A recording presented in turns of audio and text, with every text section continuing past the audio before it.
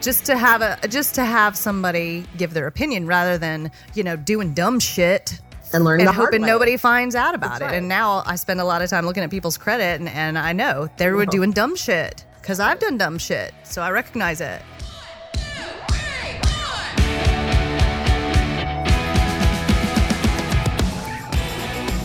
Hey, Warners, welcome to Women Your Mother Warned You About, the podcast that makes sales sexy again. I'm Rachel Pitts, mom, wifey, and realtor with BRG turned mortgage loan officer with U.S. Mortgage. I'm Gina Tremarco, founder and a sales trainer at Pivot 10 Results and improviser, comedian at Carolina Improv. I feel like I needed to put more adjectives in there to keep up with Rachel. I'm a trainer. I'm a comedian. I'm a dog mom. I'm a dog mom now. You're a dog mom now. I was thinking about that the other day. I'm like, I remember those moments when you'd come over and you're like, not crazy about dogs. Totally not. I was not crazy about. I would never imagined that I would be picking up and examining a dog's poop, and now it's part of. It's multiple times a day, frankly, as you might know if you're a dog person. If you're a dog person, you know these things. I think a new platform of mine will be pick up your dog's poop.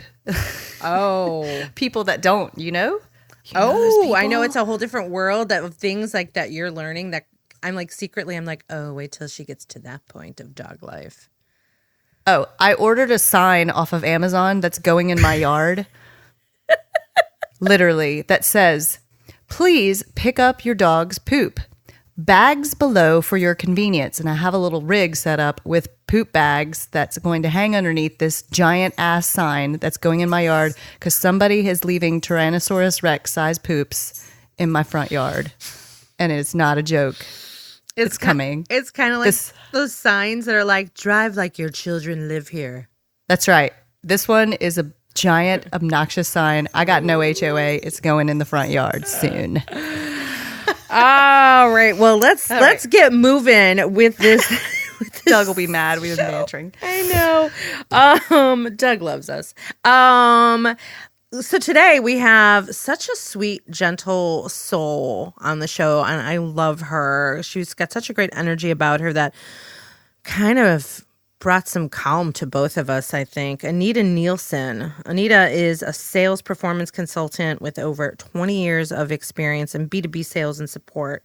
As an advocate for salespeople, she is dedicated to coaching and equipping these professionals for success.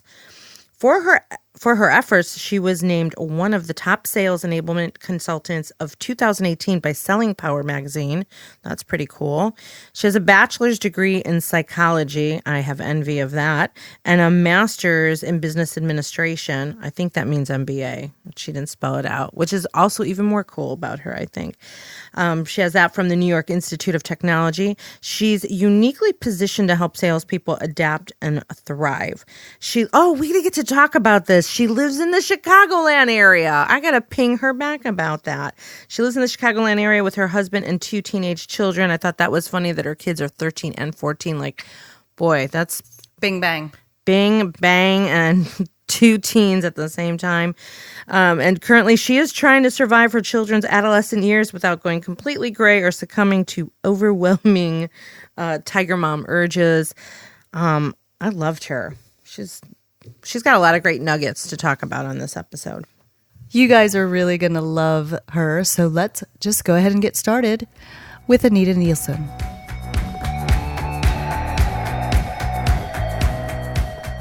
So I've been in and around sales and sales support and B2B tech for just over 20 years. And I like to say, please don't do the math in your head. And I've been really hitting my stride in my own consulting business in the past 5 years and working with a lot of sales leaders to help them do better with their organizations and one-on-one with salespeople. So that's kind of the professional background. Personal background, I am a first-generation Indian daughter to parents who really wanted a doctor. And that didn't turn out so great. So finally writing the book, I am now legitimate. And so that's a tidbit you should know. So I'm super duper excited about that. Acceptance all around. And then I'm a mom to a 13 and 14-year-old, 2 teenagers. So every day is a game of survival. Oh, Mm-hmm. Rachel might need some advice. No. No, I just need sedatives. Misery, That's all I need. Yeah, you should probably need Xanax. I'm sure that's Pretty much. Pretty much. I love the you said acceptance all around because you wrote the book. Well, it had to be something, right? Like, it wasn't an MD, it wasn't a lab coat, is what I used to joke, but the book finally did it. Our daughter, she's an author. They dug it. It worked. Exactly. Oh, she is an author now. Yes, she sure is. Hey, whatever works. You know, I was looking at your website and I saw something about the elephant. Yes. Can we talk about the elephant? Because I think that's fun. Yeah, so the elephant is kind of just in Indian culture, especially the Lord Ganesh is like the remover of obstacles, and it's very lucky. It's just a really auspicious type of symbol.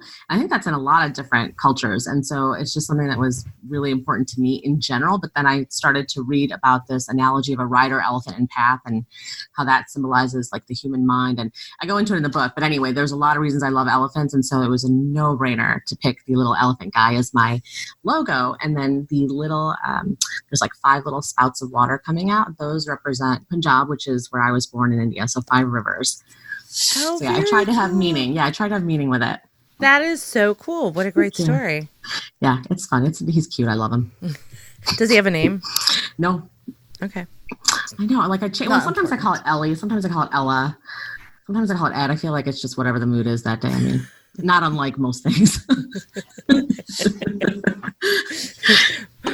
Rachel, were you going to say something? So I'm anxious to hear about Anita's take on AI. We've just had a conversation in my office yesterday about AI because I'm a huge fan. Like, I want to be able to be like, Siri, find me the average price of whatever homes in X neighborhood and all the last 6 homes sold. Like, I just can't wait for that personally. And then one of my office mates was like, oh, but I just wait till you hear Elon Musk talk about AI and it'll scare the crap out of you. So there's different camps of what people think about bots and AI. So True. What's your take on it? So I have so many different takes, but in that scenario, I think it's right. I think it's like any technology, it's how it works is like the wielder, the person who's using it is who determines whether it's good or bad. And if you've got somebody who looks at things a little bit squirrely, I'm not going to name any names like Elon Musk, but if people look at things a little bit differently, you might be scared of what like dystopia and stuff. But I feel like I want Siri and Alexa to tell me anything that they can. But that's the difference. I want AI to be helpful to us in our roles, like for you with the information about houses and comps and stuff. And for me, I mean, I would love it if I could say, hey, give me a quote about this, or hey, tell me what to put in my kid's lunch so she doesn't yell at me. I mean, something, whatever.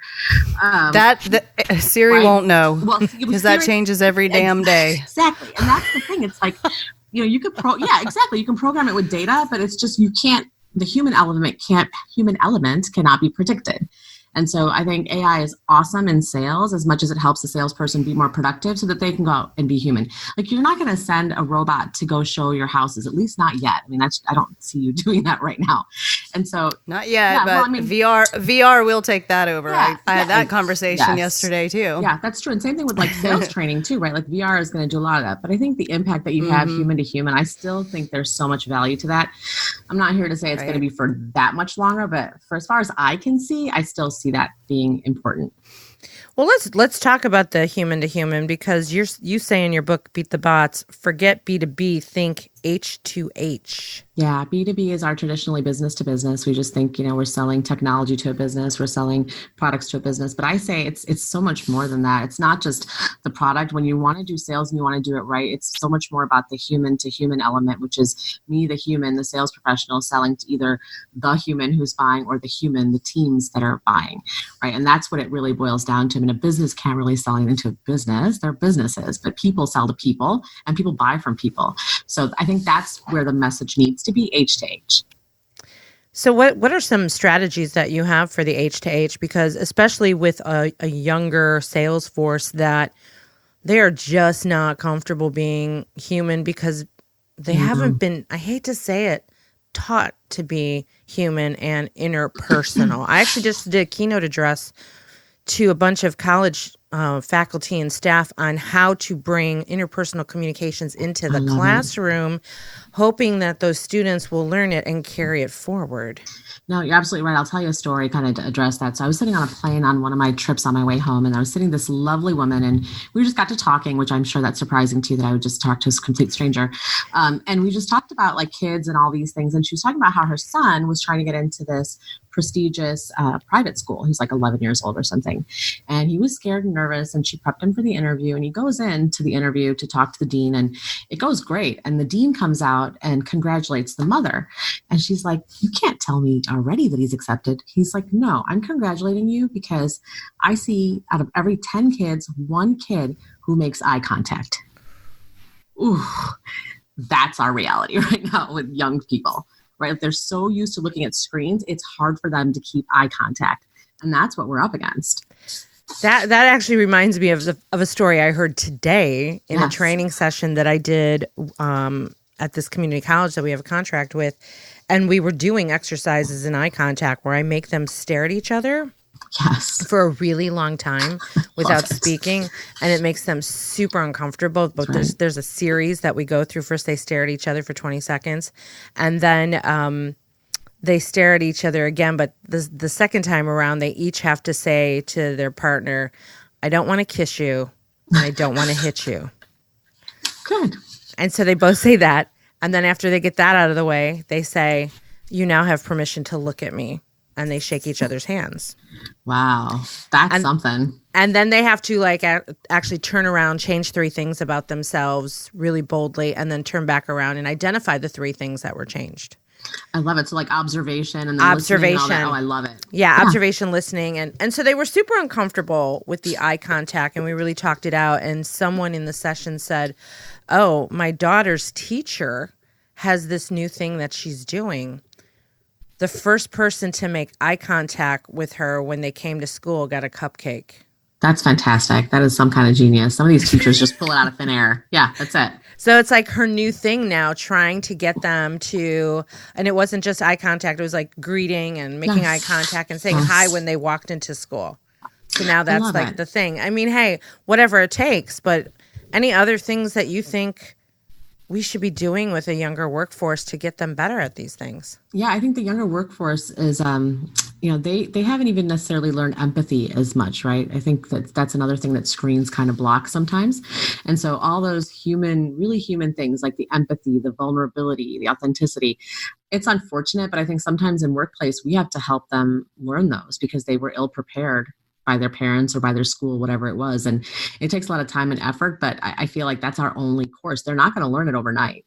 So we have to spend the time coaching and guiding and working with leaders to help bring that out of them. And the funny thing is when you've got these people, we talk about millennials or whatever, and how they are entitled. And I mean, I love how Simon Sinek talks about it, how it's like a failure of a generation of parents, right? If you look at it that way, you want to help them and they thrive. They thrive in that, like if you genuinely care about them.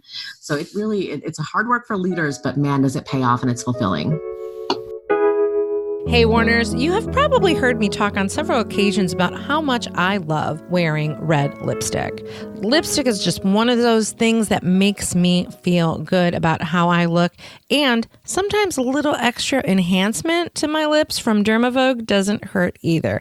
I've known Dr. Jim Turek of Dermavogue for years. He is not only my doctor who keeps my body healthy, he and his Dermavogue team keep my face looking healthy and maybe a little younger, maybe. I mean, I love it when people say, something looks different about your face, but they can't really tell because that's really what you want. You want to go to a place that makes your face look as good and it makes people wonder what happened. So what's really cool about Dermavogue being our premier sponsor of this show is the fact that I'm a client, and I was a client before they became a partner of the show. So we're excited about that. Dermavogue has been offering the greater Myrtle Beach area the best in cosmetic and aesthetic dermatology since 2003. Opened by Dr. James Turek, Dermavogue combines expert medical knowledge with cutting-edge technology, bringing you the most effective, flawless solutions to any skincare or cosmetic need. Their patients enjoy only the absolute best in laser technology, including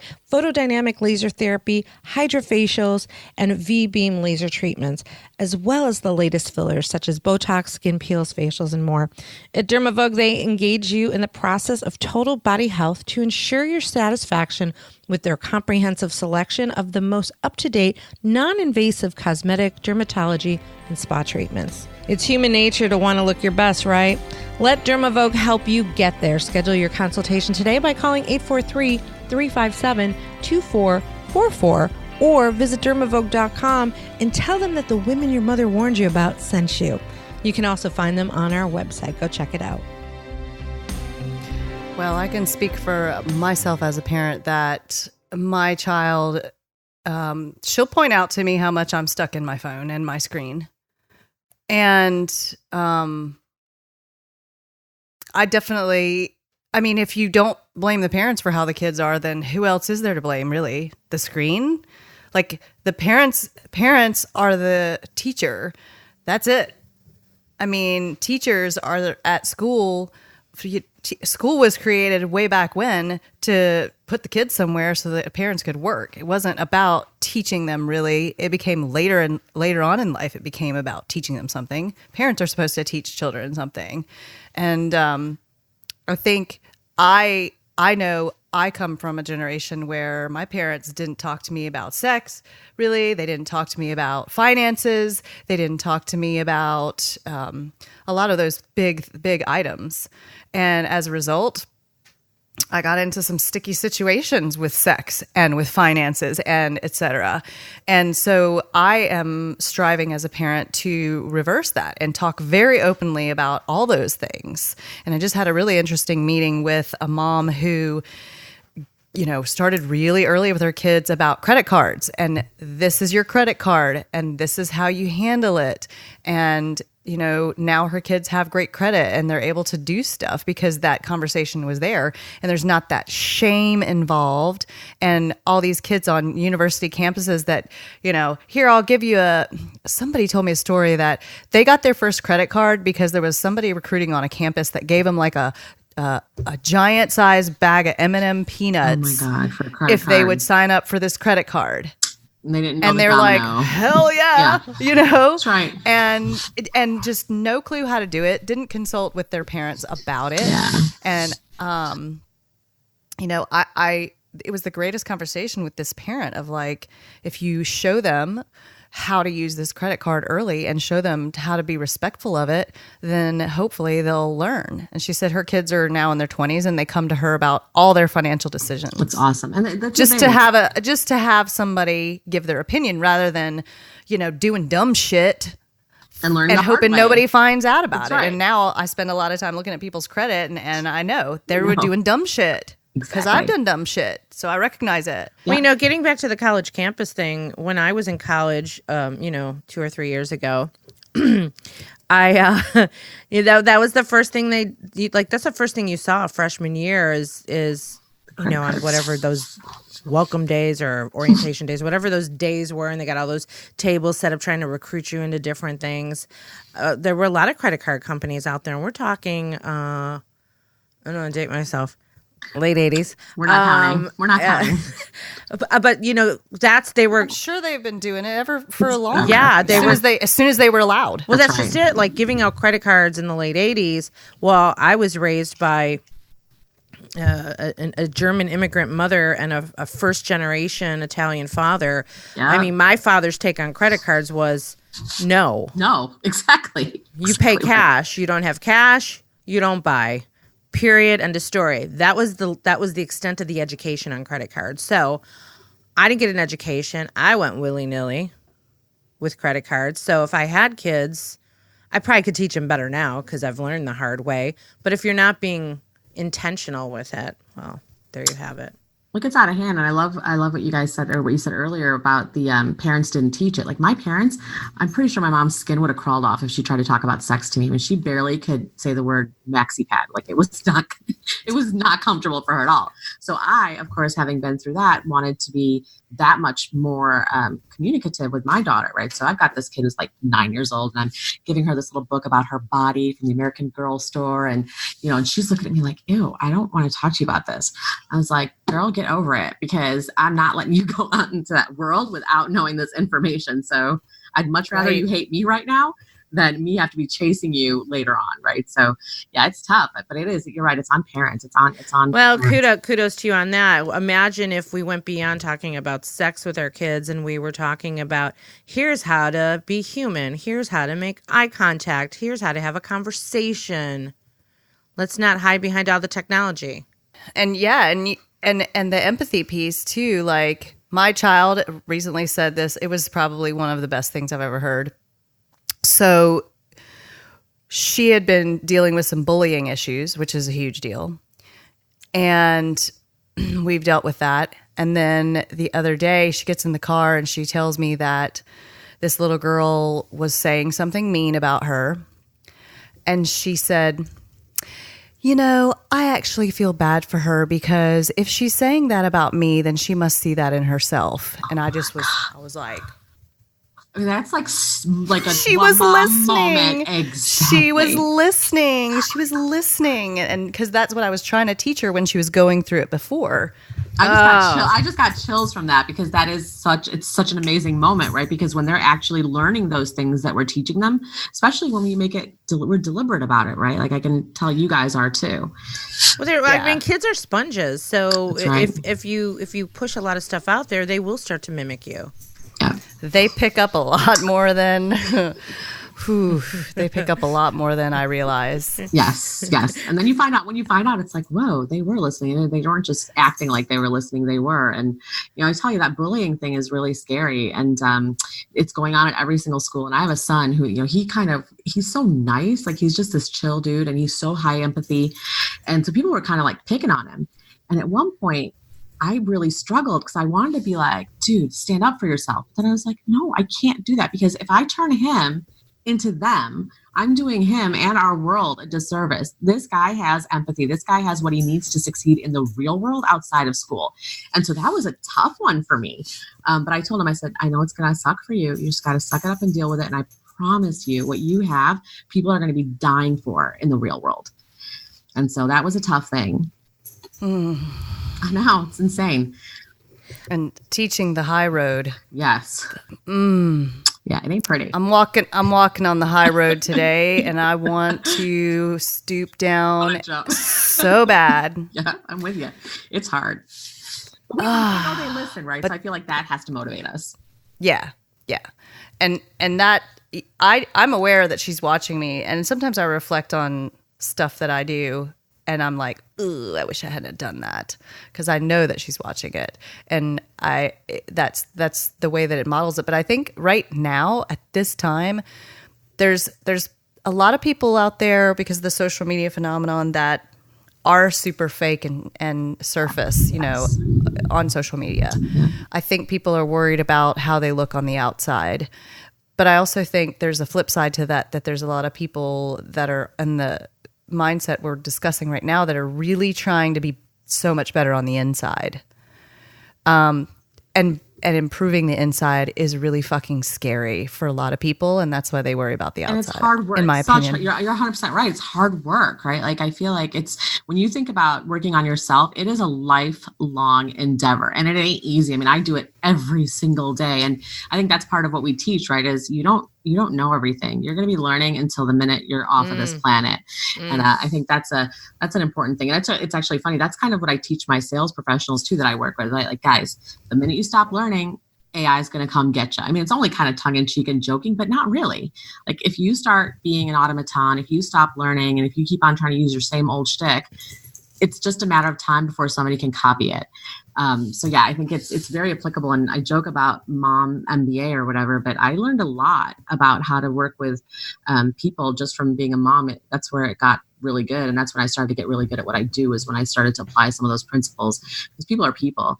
And sales professionals, they just, sometimes they get a bad rap, but they just want to be heard, and they're human too. And so I think when you approach them with that, it's amazing the things that salespeople can do when they're on that right path.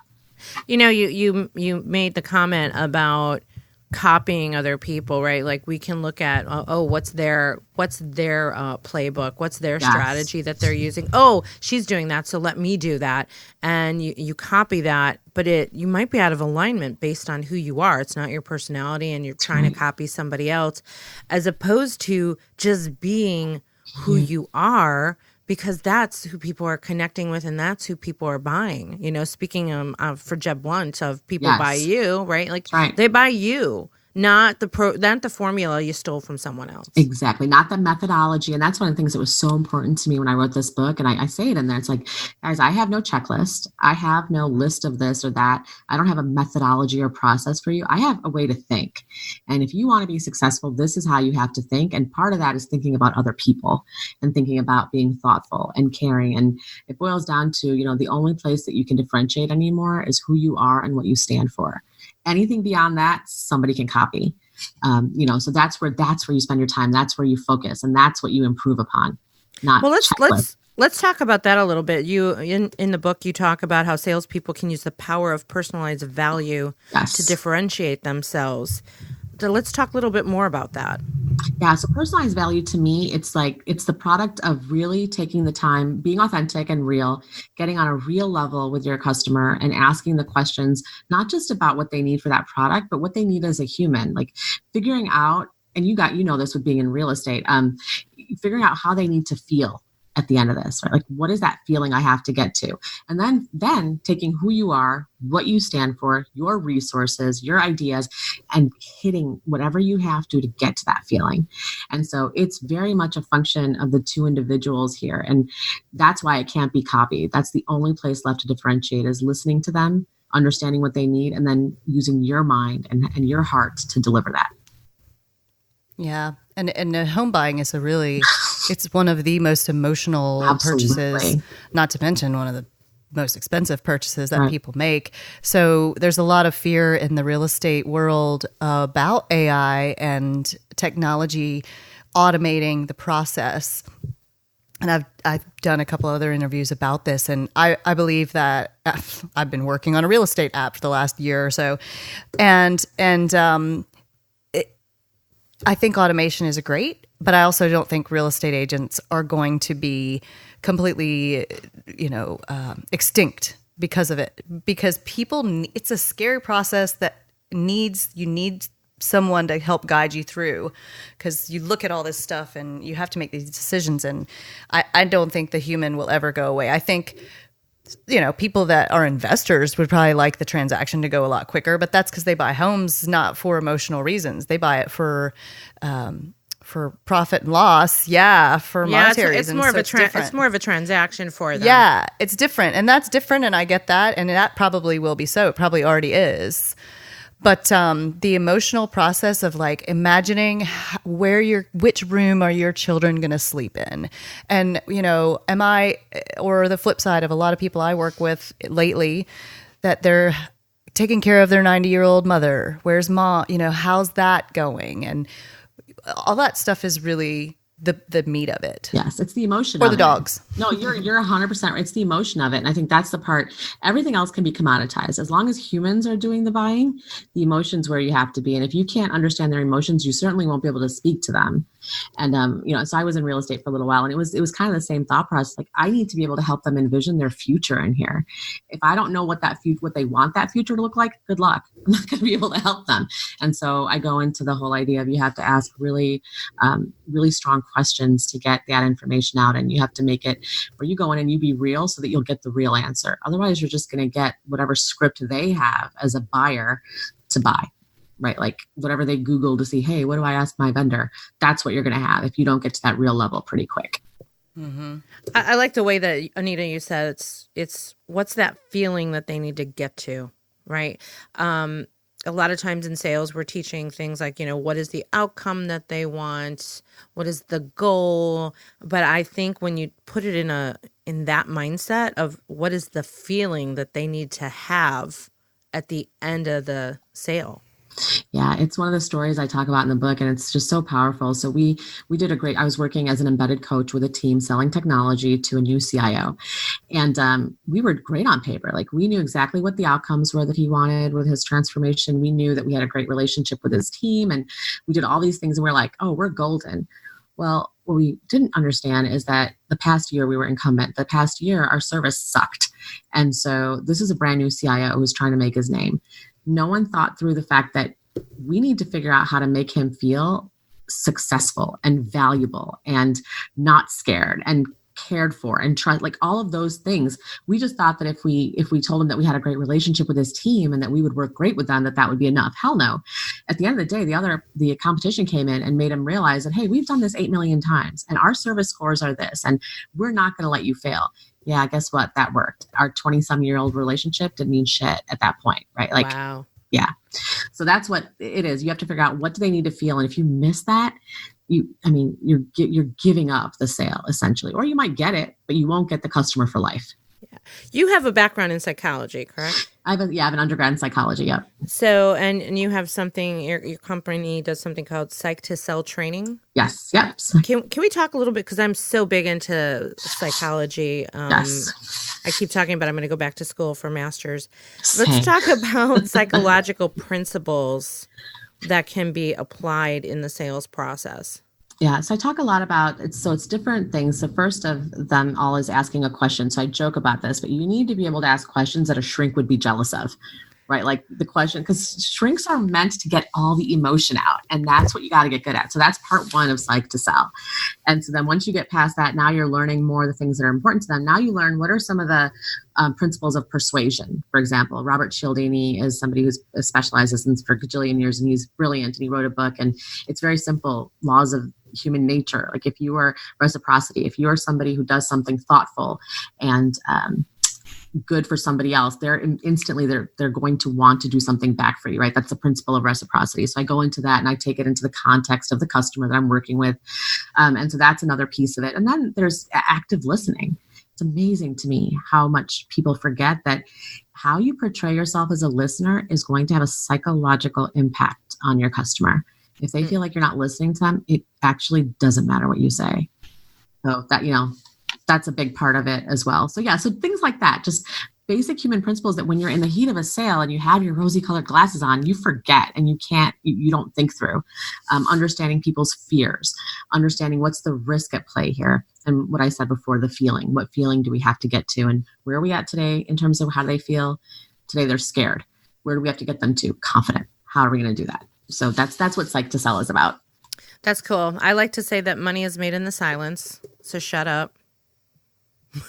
Stop talking. A lot of what we do in our company is applying improv skills to sales strategy, with active listening being the number one thing that we are focusing on and constantly practicing to get them to really be in the moment and not talk too much.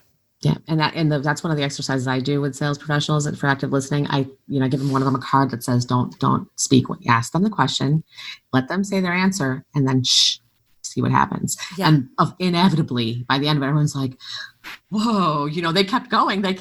Yes, because that is what human beings will do when you let them. Right? Like, they want to be heard. It's a need. Yes. So yeah, and I love that exercise. You don't have to ask any more questions. That's it. Go back to the questions a shrink would be jealous of, and then shut up, and magic will happen, right? Like, that's the way I look at it. Ask questions that a shrink would be jealous of. I'm writing that one down. Yep. And then shut it. That's pretty much what it boils down to. I'm going to tell my shrink that. Yeah, do it. Oh yeah. Well, I mean, I've had so many of them. I've learned a thing or two about the shrinks. I'm like a huge proponent of therapy anyway. And it makes sense, right? Because I use it in my day-to-day life. But you're hanging out with the right girls. Oh yeah. I mean, whatever. I can tell you guys. I mean, my shrink has offered to pay me. I love it. I'm not that far behind you on that. So not only have I been a huge fan of therapy forever, my best friend is a psychiatrist. So that's where I'm like, universe for the win. Thank you. Yeah. Some bonus points. So yeah, it's important. Psychology is what it is all about when we're working in sales and being parents and all those things. At the end of the day, if you can understand those basics, you'll get really far. It's the human. You said something about selling in the tech world. So can you give us a little bit of, as a woman selling in tech, but as a woman of color? Yeah, it's been tough. It was like, tough. That's a lot. It's a lot of things. It's a lot of things that you're dealing with from an unconscious bias standpoint. Yes. Yeah, it is. And it's funny. Like a lot of times I wouldn't notice it. Sometimes it's because I think I prefer to be oblivious to it. But it was hard, especially in early on, like going back to those days, early 90s, I think is when I was starting. And, I think that the being Indian part wasn't as difficult because I think a lot of the programmers and technical people were Indian, right? So that wasn't as bad, but the being a woman was. I mean, it was almost always me, the only woman in the room, almost always. And so the way to deal with that is build a relationship with all the guys, right? Like, and I love one of the things you guys say, we love men. And that's why I was like, sign me up for this thing. Because there's women that are like men haters. That's not me. I've been so blessed and so lucky to have some incredible male mentors who have literally gone out of their way to help me be successful. And I've had some shit experiences. Who doesn't? But at the end of the day, that's what I'm going to choose to focus on, right? Like, is those guys that went out of their way. They didn't have to. And they did. And I can't hate men for that very reason.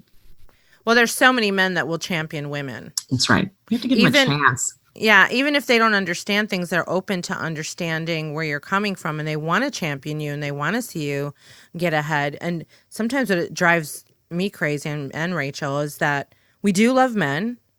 And, the fact that you're like, get me on that show with them. Thank you. Because we've had women who are like, well, we'll get back to you. Oh, hell no. And we're like, but men won't hesitate. They'll either say yes or no. And it's usually always yes. And if it's no, it's like, I'm just slammed for 6 months. Let's do it. I kept chasing Jeb Blunt till we got him. Oh, yeah, that's right. I bet. And we chased him again to get him back because he's coming back to talk about his next book. And I'm like, let's get it while it's hot, while the fire's hot. Yes. And that's it. I mean, I think we're very blessed. We have, like I told you, I'm in the Women's Sales Pros Sisterhood, and I'm blessed. I've got all these amazing women behind me, but I would be lying if I said I didn't have a ton of amazing men behind me too. It's just that I'm blessed to have these women with me right now in my career where I'm at. But to get here, there was a lot of guys. And I actually, in my book, if you look at the acknowledgments, there's a lot of men that were my bosses and leaders who saw something in me and helped me see it when I didn't see it. Yeah. And I mean, I'm never going to forget that. So I'm not going to be ungrateful to that. So when I heard the first couple of podcasts, you're like, oh, but we love men. And then Keith, right? Like you have Keith on. I was like, yeah, these are my girls. They know that you can love men. You just got to find the right ones. Right. And those are the ones that you focus on. Amen. We love Keith. We miss Keith. He sounds amazing. He's just so great. Like I've heard him a couple of times. He sounds like a great dude. I just like him. He's a great dude. He's a smart dude. He's a funny dude. There's things about him where people are surprised because not everybody knows the Keith that we know. Sure. So it's like a revelation as well when he's on there. That's awesome. Yeah. Some people are like, oh, I've never seen Keith that way, which when you first meet him, you would not. Yeah. Well, and so here, I want to say this, you guys, because I have listened to some of the podcasts, but I think one of you were talking about the fairy hair. And I literally practically had to pull my car over and be like, yes, that's it. Find the thing that helps you stand out. It's like this jives so hard with my message right now, but that's it. What's your fairy hair? What is it? What's what makes you? And like that principle in sales, it'll make you 10, 20, 30, 50 times what you are right now. That my favorite I had to tell you that. Thank you. The fairy hair. That's when I was in the hospital and I had fairy hair and everybody wanted to talk to me about my fairy hair and not my broken wrist. Yes, exactly. Fairy hair. Hey, It's all good. I think it's time for us to start wrapping up. Rachel, do you want to ask some of our favorite sassy? Sure. So Anita, how do you define sexy? I think sexy is a function of confidence and wanting more. I feel like people that are ambitious and confident, that to me, that's sexy and owning it. I think that's what sexy means to me. I like wanting more. It's like needing to be satiated. That's it. Exactly. Insatiable. That's it. That's what I was looking for. Thank you. And how would you describe a woman your mother warned you about? A woman, well, so see, again, with the traditional Indian mom, right? A woman my mother would warn me about would have been so simple as somebody who just liked to date rampantly, right? So I guess I'm kind of skewed in that. But I think what I would like to think a woman your mother warned you about is somebody that is going to not support you. I mean, honestly, if I think about it in the negative sense, that's what it would be. But the way that you guys do it, it's like, I don't really think that you're a woman that my mother warned me about. This is the kind of people that I wish I would have had growing up, right? Like to build that confidence. It took me till I was an adult to get to the point where I had people like you and other people in my group and sisterhood and all this that were able there to help women lift each other up. You guys know Mean Girls in high school and all that stuff. I was lucky, but it took me till 10, 15 years to get this. And I think that's the part that's so important and that's why I think this works. So I don't know if I'd say warn me about, but I think it's something women my mother would have wanted me to get along with. I like that too. That's nice. Good. That's good. That's good. So what's the best advice you've ever been given? The best advice I've ever been given is don't stop learning. Just don't stop. The minute you stop learning, you got nothing else to give the world and you're not going to get much from the world. So you might as well leave it. So yeah, don't stop learning. Perfect. And then your last tidbit of advice in a nutshell for women out there listening. Be proud, be ambitious, be fierce, but be gentle and choose kindness, whether that's with men or with other women or whomever. I think the difference between human beings and other animals is that between stimulus and response, you have this moment where you can make a choice. And I say choose kindness. And as women, I think sometimes trying to be like men and get more successful and stuff, we forget that part, but that's such an important thing for us. And we can go to the moon and back with just using our empathy and our kindness. So don't forget about those things. Awesome. Those are really great nuggets. Thank you. Thank you. If people want to get to know more about you, Anita, or get a copy of your book, by the way, we need a copy of your book. Hells yeah. Yeah. Give me an address, I'll send it to you. Okay. So if people want to get your book, Beat the Bot, or know more about you, what's the best way to do that? So my website is ldkadvisory.com. So it's L like Larry, D like dog, K like kangaroo, advisory. And then Amazon has the book on it, and you can link to it from my website as well. But and I'm on Twitter and I'm on LinkedIn, and I love to connect with like-minded individuals. And I also love to be a mentor to young women who might be listening that need someone to just kind of cheer them up a little bit. So Awesome. Well, thank you once again, Anita, for being. Thank you so much. Being with the women your mother warned you about. I love it. And you can be part of our sisterhood, a woman your mother said to get along with. That's it. That's it. And thanks to all of our warners for listening to this episode of Women Your Mother Warned You About. To connect with me directly, you can go to GinaTramarco.com, and from there you can find everything you need to know about Pivot 10 Results and Carolina Improv Company. And for Rachel, to connect with me, Rachel Pitts, you can find me all over social media as Rachel on Real Estate, and find all of our social media links and free cool downloads on our website at womenyourmotherwarnedYouAbout.com. And hey, give us a review. We would love a review. This is our ask. We're in sales, and we would like a rating and a review in case we haven't mentioned that. And if you go to iTunes and do that, that is super cool. Or you can also do it anywhere else you listen to podcasts, but iTunes seems to be the mothership. And remember, for the best relationships, keep it real, raw, and relevant. And a little irreverence doesn't hurt either. Bye, Warners. Bye, Warners. This really will get serious soon. Yeah, it doesn't have to. I don't think anybody wants it to be serious. This has been a presentation of the Sell or Die Network. For more podcasts that you can take out into the street and turn into money, visit sellerdienetwork.com.